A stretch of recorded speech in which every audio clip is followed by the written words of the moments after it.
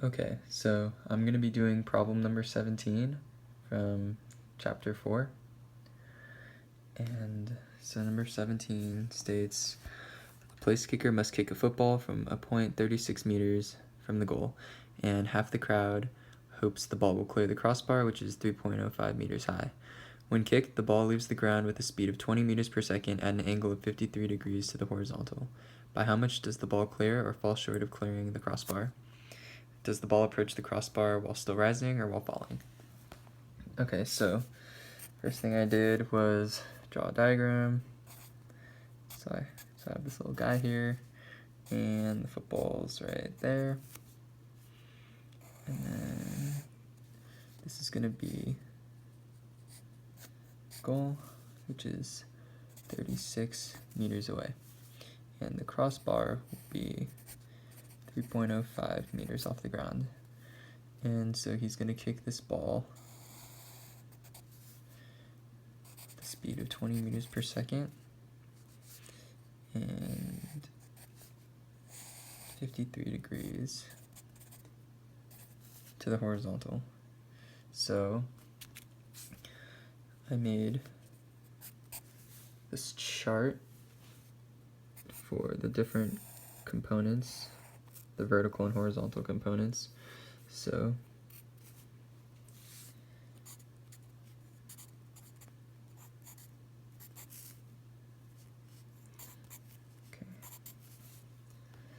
okay, so the speed is 20 meters per second, so the magnitude of this vector is 20. So I want to solve for the individual components, the horizontal and the vertical. So v initial of x, the x component, will just be here. So I can solve for that by doing 20 cosine 53 degrees. Let's see how that solves for this side. So equal, and you'll get about 12.04 meters per second. And then similarly, I'm going to solve for the vertical component using sine instead. And you'll get about 15.97 meters per second. So fill that in.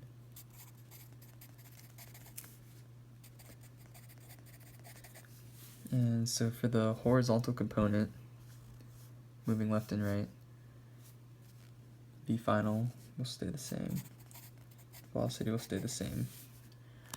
And this is 36 meters. And since the velocity stays the same, the acceleration is 0. And for the vertical, acceleration is negative 9.8. Okay, so this is all we know so far. So I want to find out how long it takes for the ball to travel these 36 meters. So I'm going to use this kinematics equation.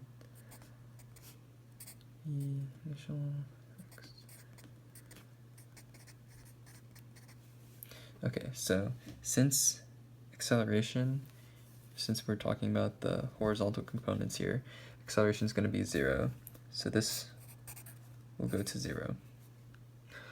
Okay, and then so 6 meters, 12.04 meters per second. So solving for t, you'll get about 2.99 seconds. Okay, so since it's 2.99 seconds, we go back to our little chart. So it's 2.99 seconds for the horizontal and the vertical components. So now that we have time, we're going to solve for the displacement for the vertical component to see how high up it goes at 2.99 seconds to see where it is in relation to the crossbar, which is 3.05 meters above the ground. So we're going to use this kinematics equation. Oops.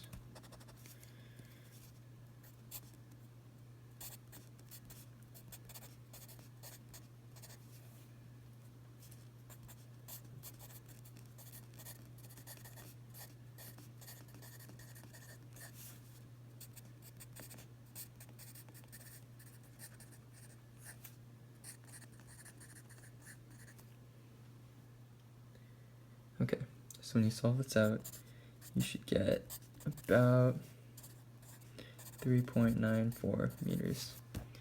So here, when the time is 2.99 seconds, it'll be here. So, and at 3.94 meters. So we want to see, so it clears the crossbar, but we want to find out by how much. So we're just going to subtract. So we're going to subtract 3.94 by 3.05. So the ball clears the crossbar by about 0.89 meters. So this is your answer to part A. Okay, and so part B asks, does the ball approach the crossbar while still rising or while falling? So to do this, we're going to want to find out where the ball is at its maximum height, because then anything after that means it's falling. So to solve for its maximum height, you use this kinematics equation and for the y components. So plus 19. So then at its maximum height, v final will be 0. 0 meters per second. Initial 15.97 meters per second. And then gravity. Okay, so solving that out, you'll get t equals 1.63 seconds. And so the ball approaches this crossbar at 2.99 seconds, and it's at its maximum height at 1.63 seconds. So since it comes after that, since it approaches the crossbar after its maximum height, then it's falling. So